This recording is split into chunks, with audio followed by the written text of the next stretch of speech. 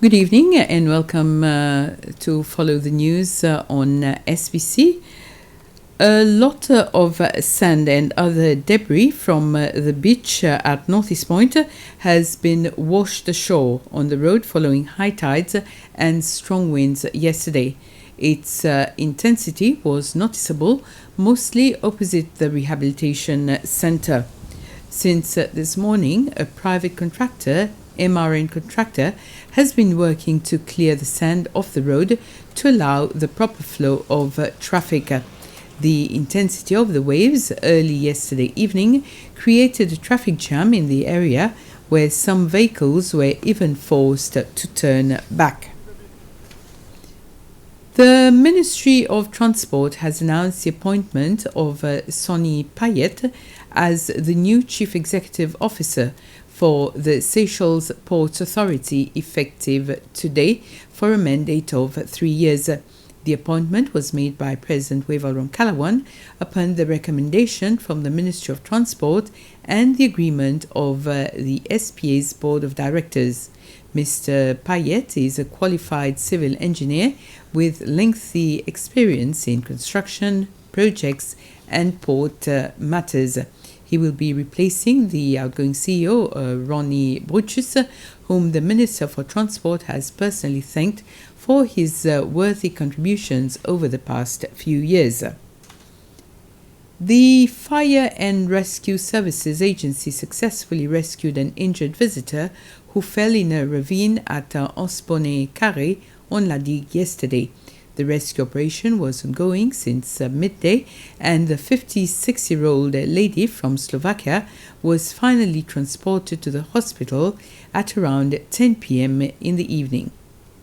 According to fire and rescue officers who were involved in the operation, it took them about 11 hours 30 minutes to remove the visitor from the ravine, put her in a boat and transport her to the Logan Hospital to be treated.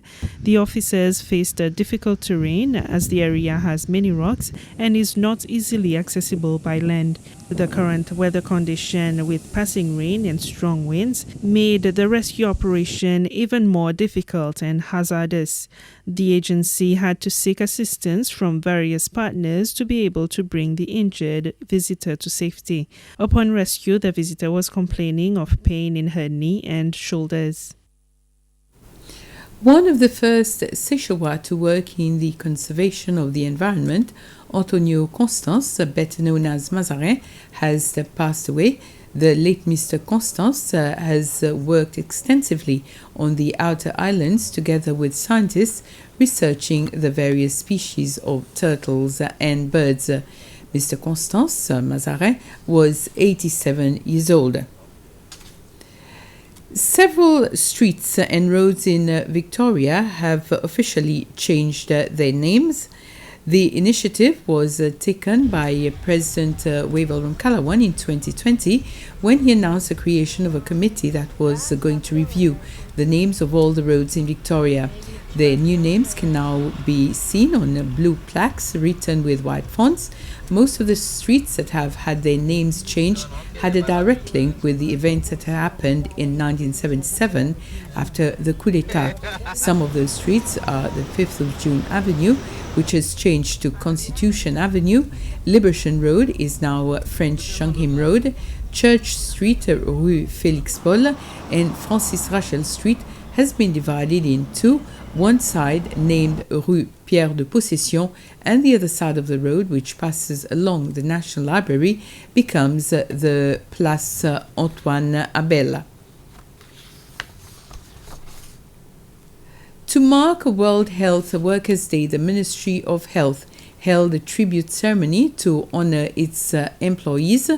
During his speech, President Wavell Ramkalawan commended these men and women's courage in being at the forefront of the fight against COVID-19. Many of the health workers themselves showcased a variety of talents. Maylands Hope Foundation, founded by the reigning Miss Seychelles, Kelly Mary Annette, and Seychelles Art Foundation, hosted a photography exhibition by Kenyan-born Zia Manji at Georges Camier Art Studio, Kaz Zanana. The exhibition was showcased with the hope to raise money, with the proceeds going towards Milan's Hope Foundation, which is a foundation for orphans and semi-orphans in Seychelles. Ms. Annette says that as per a study they conducted, there are 207 orphans and semi-orphans in primary and secondary schools on Mahé. She noted that the study was not done on Praslin and La Digue or any post-secondary schools. She says that if all is taken into consideration, the count will be much higher. We've now come to the end of this news summary. Thank you for watching. Have a very pleasant evening.